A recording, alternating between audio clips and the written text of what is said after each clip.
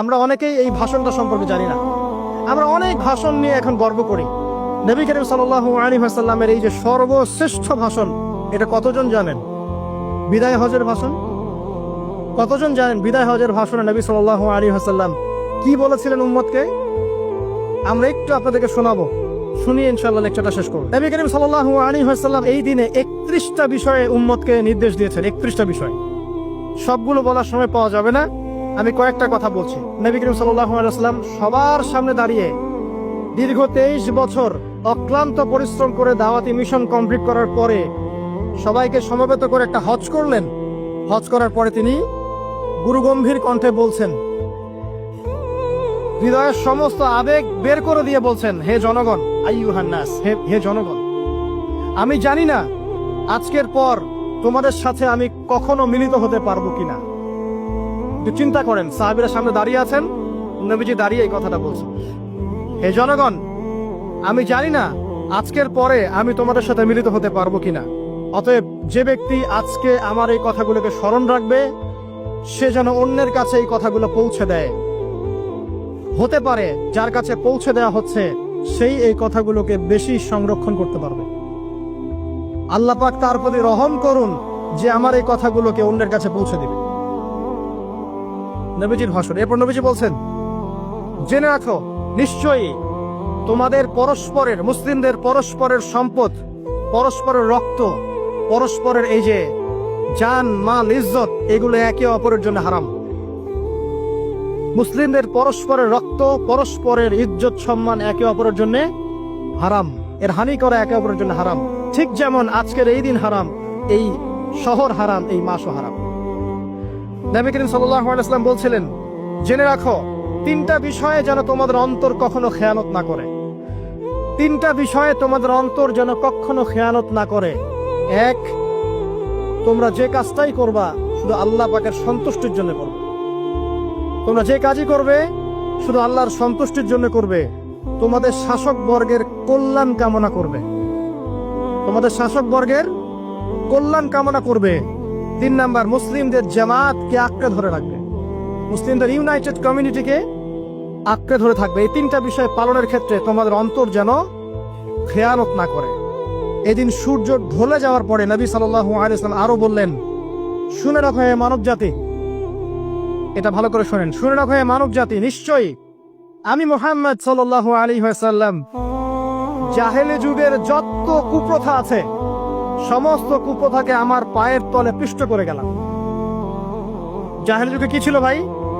শিরিক ছিল, সুদ ছিল, মাদক ছিল, নারীর অবমাননা ছিল, কন্যা সন্তানকে দাফন করা হতো, রক্তক্ষয়ী, হানাহানি, মারামারি, কাটাকাটি ছিল। এগুলো সবকিছুকে আমি আমার পায়ের তলে দাফন করে গেলাম। এটা কি দাফন হয়েছে? তিনি বলছেন, নিশ্চয়ই আমি জাহেলি যুগের সুদকে আমার পায়ের তলে পিষ্ট করে যাচ্ছি। সর্বপ্রথম যার সুদ আমি পিষ্ট করছি তিনি হচ্ছেন আব্বাস ইবনে আব্দুল মুত্তালিব, আমার চাচার সুদ। নিজের পরিবার থেকে দৃষ্টান্ত স্থাপন করলেন। তিনি আরো বললেন, হে উপস্থিত জনগণ, তোমরা মেয়েদের ব্যাপারে সতর্ক থাকবে এবং তোমাদের স্ত্রীদের ব্যাপারে সতর্ক থাকবে, তাদের হকের ব্যাপারে সতর্ক থাকবে, কেননা তোমরা তাদেরকে আল্লাহর কালিমার মাধ্যমে হালাল করে নিয়েছো। অতএব তাদের ব্যাপারে তোমরা সতর্ক থাকবে। তোমাদের উপর তাদের হক হচ্ছে তোমরা যা খাবে, যা পরবে, তাদেরকেও তাই খাওয়াবে, তাই পরাবে। আর তাদের উপর তোমাদের হক হচ্ছে তারা তোমাদের বিছানায় এমন কাউকে আসতে দিবে না যাদেরকে তোমরা অপছন্দ করো। নবী করিম সাল্লাল্লাহু আলাইহি ওয়াসাল্লাম আরো বলছেন, এই দিন, আইয়ুহান নাস, হে মানব জাতি, তারাকতু ফিকুম আমরাইন, জেনে রাখো আমি তোমাদের সামনে মাত্র 2টো বস্তু ছেড়ে গেলাম। কয়টা বস্তু? লান তাদিল্লু মা তামাসসাকতুম বিহিমা, তোমরা কোনোদিন পথভ্রষ্ট হবে না যতদিন এই 2টা বস্তুকে আঁকড়ে ধরে থাকবে। কিতাব আল্লাহ, আল্লাহর কিতাব, ওয়া সুন্নতে নবীহি, এবং তার নবীর সুন্নাহ। তিনি আরো বললেন, আল মুসলিম, জেনে রাখো প্রকৃত মুসলিম সে ব্যক্তি, মান সালিমাল মুসলিমুনা মিন লিসানিহি ওয়া ইয়াদিহি, যে ব্যক্তির হাত এবং জবান থেকে অন্য মুসলিম নিরাপদ থাকে সেই ব্যক্তি হচ্ছে প্রকৃত মুসলিম। আল মুহাজির, আর প্রকৃত মুহাজির সে ব্যক্তি, মান হাজারা মা নাহাল্লাহু আন, আল্লাহ পাক যা নিষেধ করেছেন সেখান থেকে যে দূরে থাকে সেই ব্যক্তি প্রকৃত মুহাজির, মানে হিজরতকারী।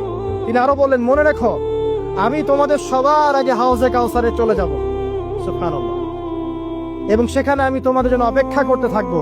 অতএব শোনেন, অতএব তোমরা আমার চেহারাকে কালিমালিপ্ত করো না, মানে আমার চেহারায় কালিমালিপ্ত করো না, আমার নাম নষ্ট করে দিও না।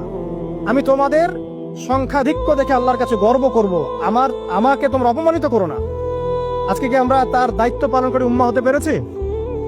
নবীজি বলেছেন, তা আমার চেহারাকে কালিমালিপ্ত করো না, সুবহানাল্লাহ।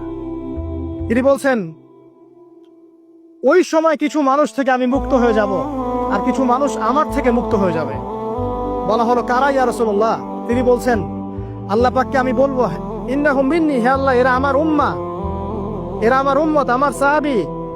আল্লাহ পাক বলবেন, ইন্নাকা লা তাদরি মা আহদাসা বা'দাক, তুমি জানো না হে নবী, তোমার মৃত্যুর পর এই মানুষগুলো, পরবর্তী মানুষগুলো তোমার দিনের মধ্যে কত বেদাত সংযোজন করেছিল।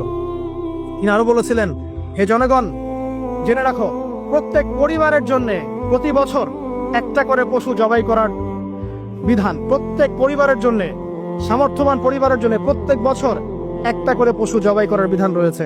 তিনি আরো বললেন, মনে রাখো, একজনের অপরাধের শাস্তি আর একজন কখনো পাবে না, আর বাবার দোষে ছেলে কখনো দুষ্ট হবে না, ছেলের দোষে বাবাও কখনো অপরাধী হবে না। তিনি আরো বললেন, জেনে রাখো হে মানব জাতি, নিশ্চয়ই শয়তান এই বিষয় থেকে নিরাশ হয়ে গেছে যে তোমরা শয়তানের ইবাদত করবে। শয়তান নিরাশ হয়ে গেছে, কিন্তু শয়তান নিরাশ হয়নি একটা বিষয় থেকে, যে তোমরা একে অপরে হানাহানি, কাটাকাটি, ফিতনা, ফাসাদে ব্যস্ত থাকবে, যেমনটা এখন আমরা করছি। আমরা কিন্তু সরাসরি কখনো শয়তানের ইবাদত করছি।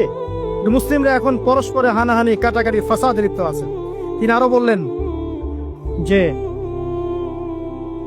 একজন মুসলিমের জন্য হালাল নয় অন্য মুসলিমের সম্পদ আত্মসাৎ করা, যতক্ষণ না সে স্বেচ্ছায় খুশি মনে তোমাকে সম্পদ প্রদান করে। অতএব তোমরা একে অপরের প্রতি জুলুম করবে না।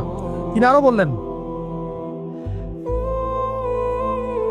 সাবধান, আমার ইন্তেকালের পরে তোমরা একে অপরের গর্দান উড়িয়ে কাফের হয়ে যেও না। সাবধান, আমার ইন্তেকালের পর তোমরা একে অপরের গর্দান উড়িয়ে কাফের হয়ে যেও না। তিনি আরো বলেছেন, একজন মুসলিম আরেকজন মুসলিমকে গালি দিতে পারে না। যদি একজন মুসলিম আরেকজন মুসলিমকে গালি দেয়, এটা হচ্ছে ফাসিকি, এবং একজন মুসলিম যদি আরেকজন মুসলিমের সাথে যুদ্ধ করে, এটা হবে এক প্রকার কুফরি। তিনি আরো বলেছেন, হে জনগণ, জেনে রাখো, আমার পরে কোনো নবী নেই, আর আমার পরে তোমরা ব্যতীত আর কোনো উম্মত নেই। এর চেয়ে স্পষ্ট কথা হতে পারে? আমার পরে কোনো নবী নেই, আর আমার পরে তোমরা ছাড়া কোনো উম্মত নেই। তাহলে আমরা যখন নতুন নতুন নবী বানিয়ে নিচ্ছি, কোন কোন ক্ষেত্রে বলছি একজন ব্যক্তি ছিলেন, সে নিজে ঈসাও ছিল, সে মাহদিও ছিল, সে নবীও ছিল। এবং দিন দিন মানুষ এই খাতায় নাম লিখাচ্ছে, সুবহানাল্লাহ। সর্বশেষ তিনি বললেন যে, যদি তোমাদের উপরে, হে মানব জাতি, জেনে রাখো, যদি তোমাদের উপরে একটা নাক কাটা কালো কুৎসিত কোন আমির বা শাসকও চলে আসেন, এবং সে যদি তোমাদেরকে আল্লাহর রাস্তায়, আল্লাহর কিতাব সুন্নাহ অনুযায়ী পরিচালিত করেন, তোমরা অবশ্যই তার আনুগত্য করবে, তার বিরুদ্ধে বিদ্রোহ করবে না, তার আনুগত্য করবে। জেনে রাখো, শেষে তিনি বলেন, জেনে রাখো হে মানব জাতি, আজকে থেকে কুল্লুকুম মিন আদম, তোমরা সবাই আদম সন্তান, ওয়া আদামু মিন তুরাব, আর আদম হচ্ছে মাটির সন্তান। আরবের উপর অনারবের, অনারবের উপর আরবের, সাদার উপর কালোর, কালোর উপর সাদার, লালের উপর কালোর, অথবা কালোর উপর লালের কোন রকম প্রাধান্য নাই। ইল্লা তাকওয়া, শুধু তাকওয়া ব্যতীত। যে ব্যক্তি বেশি মুত্তাকি, সে আল্লাহর কাছে বেশি মর্যাদার অধিকারী হবে ইনশাআল্লাহ তাআলা। সর্বশেষ তিনি আঙ্গুলটা উঁচু করলেন, নিজের শাহাদাত আঙ্গুলি উঁচু করে আকাশের দিকে তাকালেন, এরপর জনগণের দিকে তাকালেন, তাকিয়ে বললেন যে, তোমাদের ব্যাপারে, হে জনগণ, তোমাদের ব্যাপারে আমাকে আল্লাহ জিজ্ঞাসা করবেন।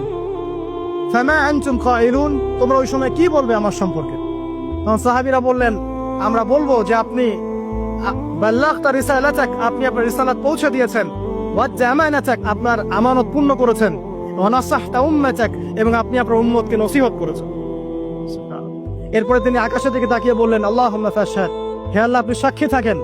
আল্লাহুম্মা ফাশহাদ, হে আল্লাহ আপনি সাক্ষী থাকেন। আল্লাহুম্মা ফাশহাদ, হে আল্লাহ আপনি সাক্ষী থাকেন যে আমি আমার দায়িত্ব পৌঁছে দিয়েছি। এরপরে নাজিল হলো, আল ইয়াউমা আকমালতু লাকুম দীনাকুম ওয়া আতমামতু আলাইকুম নি'মাতি ওয়া রাদিতু লাকুমুল ইসলাম দীনান। এই হলো বিদায় হজ, আজকের এই আরাফার প্রেক্ষাপট। আমরা কতজন এটা নিয়ে চিন্তা করেছি? এক মিনিট একটু বলে শেষ করি। দেখেন, শেষ ওসিয়ত যেগুলো হয় মানুষের, এটা খুব হৃদয় বিদারক হয় না? বাবা ইন্তেকাল করছেন, সন্তানের জন্য ওসিয়ত করে যাচ্ছেন, মাকে দেখিস ইত্যাদি ইত্যাদি। হৃদয় বিদারক হয় না? মানুষ সারা জীবন মনে রাখে না?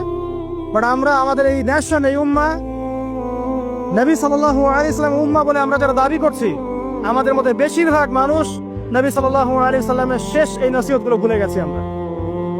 নসিহতগুলোর মধ্যে সবচেয়ে ইম্পর্টেন্ট ছিল শিরক থেকে দূরে থাকা, সুদ থেকে দূরে থাকা, মুসলিম মুসলিম ভেদাভেদ না করা, শাসকের কল্যাণ কামনা করা, বিদ্রোহ না করে শাসককে উত্তম নসিহত করা।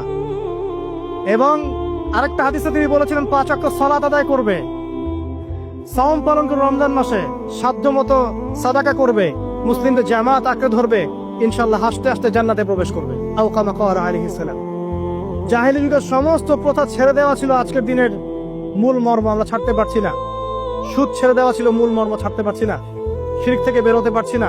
বেদাতীদের ব্যাপারে ধমক দেওয়া হয়েছে, বেদাত ছাড়তে পারছি না। খেয়াল করে দেখেন, মুসলিম মুসলিম হানাহানি কাটাকাটি এখনো ছাড়তে পারছি না। ইভেন ধর্মতাত্ত্বিক ভাবে আমরা বহু দল এবং উপদলে বিভক্ত হয়ে গেছে, কারোর সাথে কারো ঐক্য নাই। সব মিলিয়ে নবী সাল্লাল্লাহু আলাইহি ওয়াসাল্লামের শেষ ওসিয়তগুলো, কিতাব এবং সুন্নাহ আঁকড়ে ধরা, এটা আমরা সবাই আঁকড়ে ধরতে পারছি না।